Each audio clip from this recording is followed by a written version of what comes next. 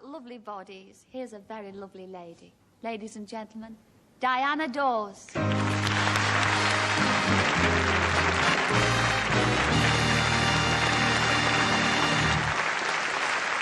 Thank you, Cilla. Well, thank you very much for coming on the show, Diana, because I know you're a very busy lady. Well, I am, but I think it's lovely of you to make me feel so welcome.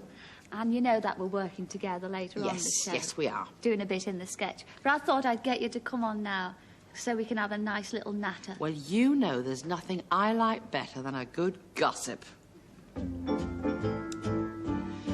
Well, what should we talk about then, Cilla? Diana, just whatever you choose.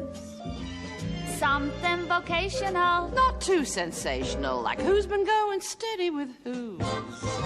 Since we're both intellectually inclined, let's have a chat about the first thing that springs to the mind. Have you thought of anything? Only the usual old thing. Well, why not? Why not indeed? Men! We love 'em all. We like a lot of things, but men we love above 'em all. A little masculinity can broaden the mind. Any kind we can find. If only some Adonis from my heart would aspire. Decide to take me in his arms and set my heart on him I'd be desiring. Well, that's about as much as men as time will allow. What shall we talk about now? Your turn, Cilla. Well, let's have a good old girl type of gossip. I mean, there must be somebody we can tear to bits. Not me, I'm much too vulnerable. Yes. Huh.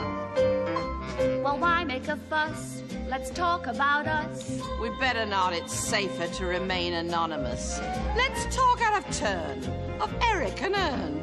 Well, if we do it, certain Des O'Connor's will burn. We can indulge in scandal. We have to be polite. One topic we could handle. Not again. M-E-N. Well, all right. Men, just the most we love 'em all. We love a lot of things, but men, we love 'em most of all. Catch me quick, I think I'm falling. A little masculinity can broaden the mind. Any kind we can find. If only some Adonis from my heart would aspire. Then it's him I'd be desiring. Men, a man, how? What shall we talk about? Well, what do we always talk about? Let's talk about men.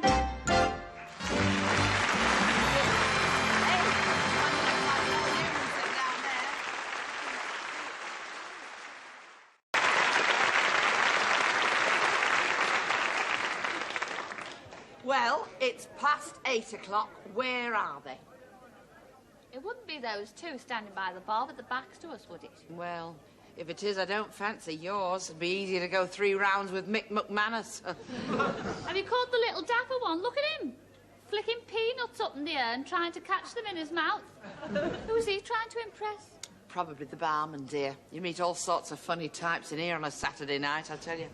Well, maybe they've already been in and not recognised us. No, look, I said I'd be wearing long diamante earrings. I mean, what did they expect? The crown jewels? Oh, hey, look at these two. Oh, yes, they look rather special, don't they? Hmm.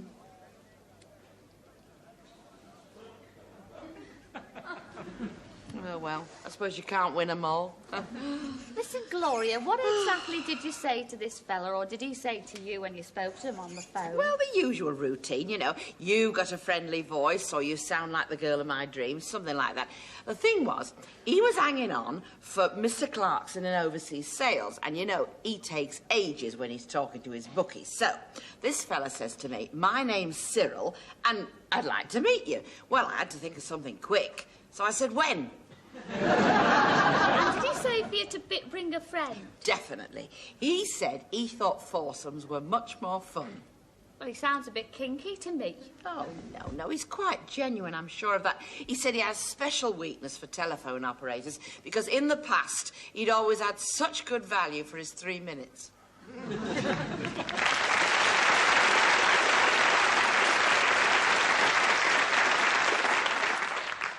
Excuse me? Would either of you two charming ladies happen to be Miss Gloria Butterfield? Yes, I would. Why? I knew it. I said to Humphrey, I said, if you get there first, just look for the 2 most beautiful birds in the bar and you won't go far wrong. Well, he won't go far wrong with us. We're the only two here, aren't we? May I say, what a great thrill and pleasure it is to me. You two, as it were, in the flesh. I'm Cyril Goddard, by the way. Oh, you could have fooled me. Where's your dimple? You what? Your dimple. You told me on the phone you had a dimple. Oh, yeah, oh, my dimple. Yeah, well, I wasn't planning to show you that till later, know what I mean? And where's your friend? Humphrey? Well, he's here, isn't he? Well, I hope not. I wouldn't feel safe with the invisible man. Oh. Don't say has not arrived yet. Why, are you keeping him a secret? Well, no. He said he was going to be here early. I thought he was up at the bar getting you a drink, you see. Oh, ladies, how can I possibly make up for this dreadful discourtesy? Well, you could get us a couple more. No sooner the word than the deed. What are you having? Well, we're drinking lager and lime at the moment. So you are. Well, as soon as you finish them, I'll have the barman over here in a flash. Cool. I know what's happened. Humphrey's been delayed in the operating theatre. Coming on a stretcher, then, is he? My dear girl, Humphrey happens to be a brain surgeon. You're kidding. Honestly. He's only the top man in the job, that's all. You ever heard of Sir Grantley Passingham? I thought you said his name was Humphrey. Oh, yeah, well, that's only to his mates, like, you know. I mean, we'll call him Humphrey, because he looks a bit like Bogart, you know. He's always going like that when he's operating, you know. Well, what a funny coincidence. Why, do you always go like that and all that? Well, my friends tell me that from a distance, I look a little bit like Lauren Bacall. From a distance, yes. The pity is you have to be practically a spot on the horizon to see it. Talking about spots, what do you do, Mr. Oh, Cyril, please. Cyril, then? Well, as a matter of fact, I'm in stocks and shares, aren't I, myself? That's why I was a bit late here, you know. I got held up with a phone call to Wall Street, you know what it's like. Incidentally, I don't know whether either of you two ladies are keen on a dabble. A dabble? Oh, a bit of a flutter. Well, we are, but not for a lousy lager and lime. You mean stock market, Gloria?